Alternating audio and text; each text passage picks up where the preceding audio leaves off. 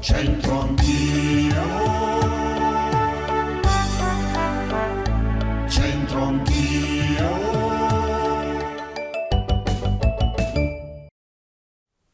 Siamo tornati con Centro Anch'io, bentrovati a tutti. Oggi, prima del nostro proverbio nella città della Madonnina, vi raccontiamo il nipote del personaggio di ieri. Ieri Napoleone Bonaparte, oggi Napoleone III. Nipote del Bonaparte, Napoleone III passò da Brescia per ragioni di guerra e venne ospitato nel bel Palazzo Lechi di Corso Magenta al numero 27.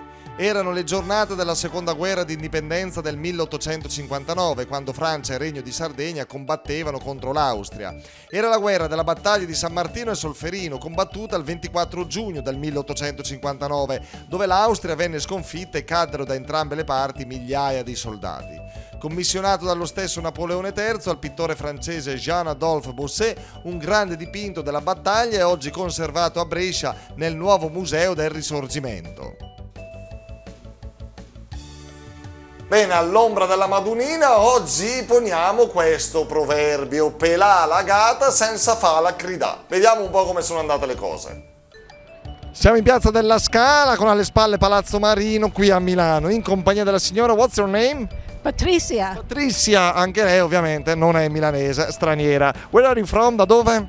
New Mexico.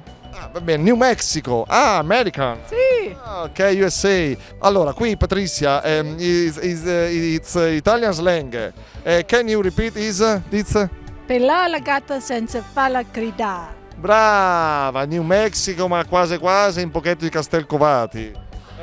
Sì. Castelcovati, wonderful. Ah, sì. Cioè, very famous in the world. Castelcovati, Cizzago, Comezzano, no? Sì. La conosce, no?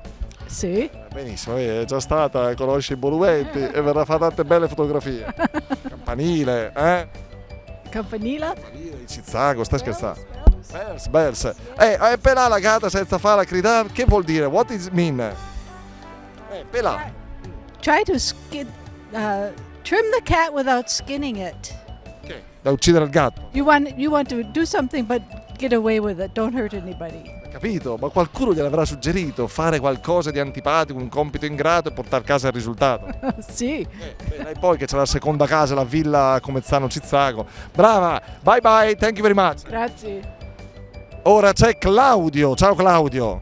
Buongiorno. Ciao, e Rebecca, studenti, bravi, bene, ma avete voglia di finire l'anno? Sì, diciamo che è una delle cose che si aspettano di più dell'anno. Ti credo. Allora, noi siamo una televisione locale di Brescia, quindi a Milano, tutto sommato, insomma, magari ci seguono sui social. C'è qualche profe più, una professoressa, un professore, infamiamoli un po'. Non si può dire. Senza cognome. No, non diciamo niente. Però c'è quello un pochetto più... sì c'è. Pelà la gata senza farla gridà. Sì, cosa hai capito? C'è qualche parola che hai capito? Ma devo fare la traduzione? Sì, quello che riesci. Pelà. Pelare. Tagliare il pelo alla gatta senza farla gridare. Sì, bravo.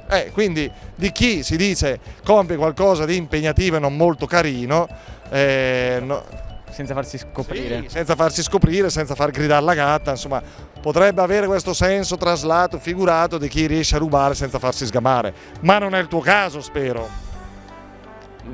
No. Quello. Diciamo di no. Mi devo controllare il portafoglio. No. Nel senso, sono onesto. Ci mancherebbe al massimo qualche copiatura in qualche compito in classe, sì, ogni tanto. Ogni tanto succede. Lo vedi, però quasi mai. Profi, state tranquilli. Grazie, a posto così. Ciao da Milano, Galleria. Ciao.